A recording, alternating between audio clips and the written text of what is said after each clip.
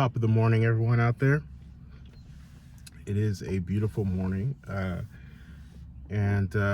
just wanted to come on and share, giving a market update and talk about some current events, things that are going on as far as it relates to our economy. The first thing is, if you haven't noticed by now, Redfin has come out basically saying that we're in a crash on the real estate and so forth. And there's been other indicators, other people too. Obviously, real estate is a hyper local thing, so you need to make sure you study your market. Having said that, is it all doom and gloom, or is there, sunshine just on the horizon? Now, let's take it one at a time here. So I encourage everyone to go read what Redfin had to say. To be honest, it wasn't a shocker. I think there's just a couple things happening here, right? We know back in 2020, like I've been saying, the Fed broke the housing market because they kept interest rates too low for too long, in which, again, a lot of people bought up, a lot of people refied, and got these super low interest rates for, most houses I think are at 2% or under, or I'm sorry, 3% or under. And so you don't give that up to go into a 7, maybe even an 8, right? 8%. You usually will wait, and then, when interest rates are favorable, come down, because you're going to double your payment, if not almost triple it, depending on how low of an interest rate you got. So, and then the other part of that is, I think this is on the selling side, people still have those 2020 numbers and prices locked in their brain. And I don't think their seller psychology has changed quite yet or caught up to speed, this is common in real estate. Everyone wants to sell their house for $1 million. Everyone thinks their property is worth $1 million, right?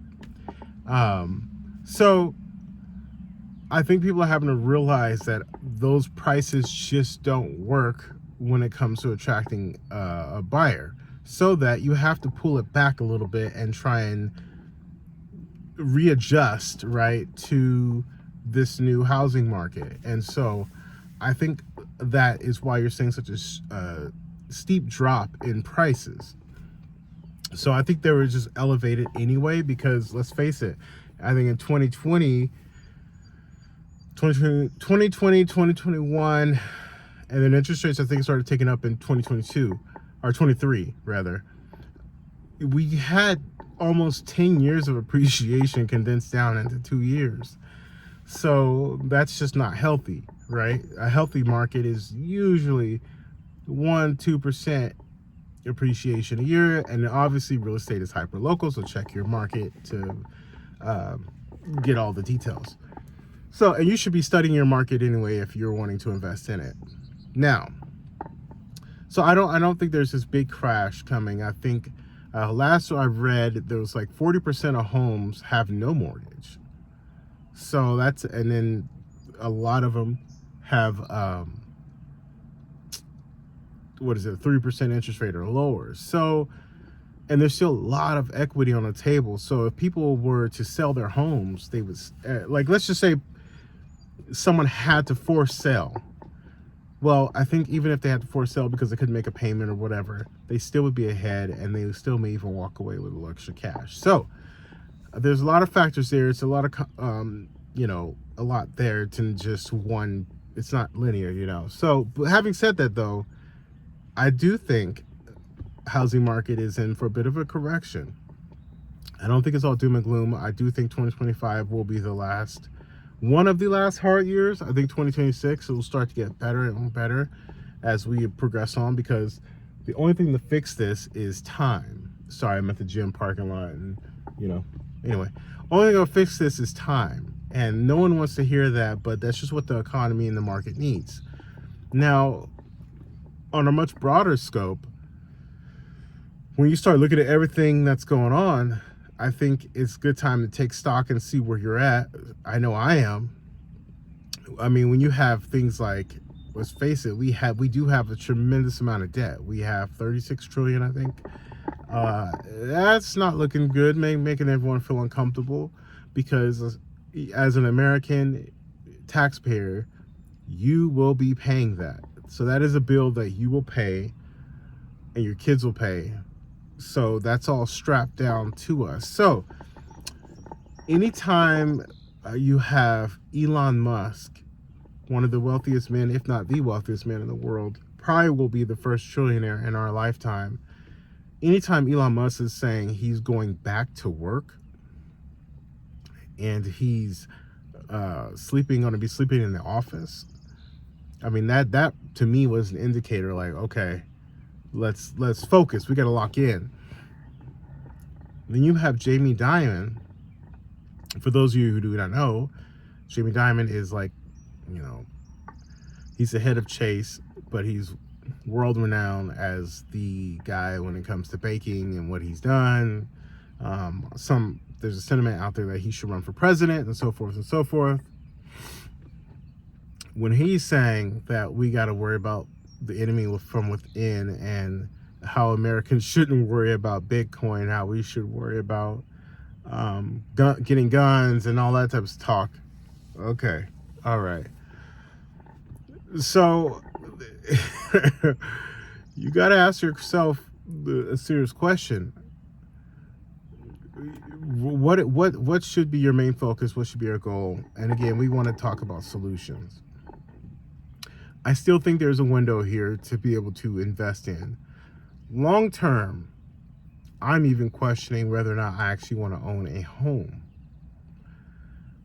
Now, listen to what I said. Own a home. I'm not talking about investing in real estate. Like, I still see real estate as a good thing, especially if you can buy it at a good deal, because when you hear all these types of headlines that are running away, I think that real estate still can be a good thing, especially if you buy it at a really great price. Having said that, I think now more than ever is a time to get international exposure. I was listening to EYL, I was listening to Troy and Rashad and Ian, I was listening to Prof G Markets, and just a lot of the content that I consume just to be more informed and then, make my own content. I do think that you need to consider some international exposure, even if it's via international stocks and so forth, things of that nature. Even real estate. I don't. Again, I'm not an expert in that. Maybe one day I'll have someone on that can talk about international investing. But I do think there's a conversation that needs to be had, and I think a lot of people are having that conversation. I know I'm having it in my house. That is it time to think long term if America is still a viable option in terms of like quality of life, even our food, our education system, just a lot of things that we have grown accustomed to. And then when you travel, which I haven't traveled a ton, but I have been out of the country a few times, and it's amazing the feeling that you get when you leave the country, that this weight comes off of you and you feel a lot better. The food is better quality and things of that nature. So I don't know, it does have me thinking, maybe it's important to plan some type of exit strategy or something like that. I've been seeing a lot of content out there, people who are living overseas and having a great time. Their quality of life is improving because what you couldn't afford here, somewhere else, you live a lot different. So just something to consider, be thinking about it.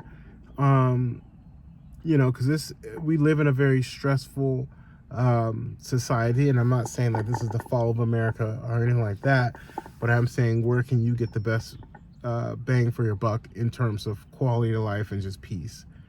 So with all that said, yes, we are headed for turbulence in America. That's the obvious thing here. That's why I didn't come with all the statistics and things of that nature, because it's like, okay, just look around. You got these really wealthy people talking about they're going back to work. Really wealthy people saying that they're living check to check. Anytime you see that or you hear stuff like that, that should be an automatic indicator that, okay, something is off, something's wrong, it's time for me to lock in. Like if they're struggling, Elon Musk going back to work, it's time for me to double down. So anyways, hopefully this is helpful and provided some type of value for you guys. I appreciate you. Thank you so much. Please like, subscribe. Talk to you later. Bye.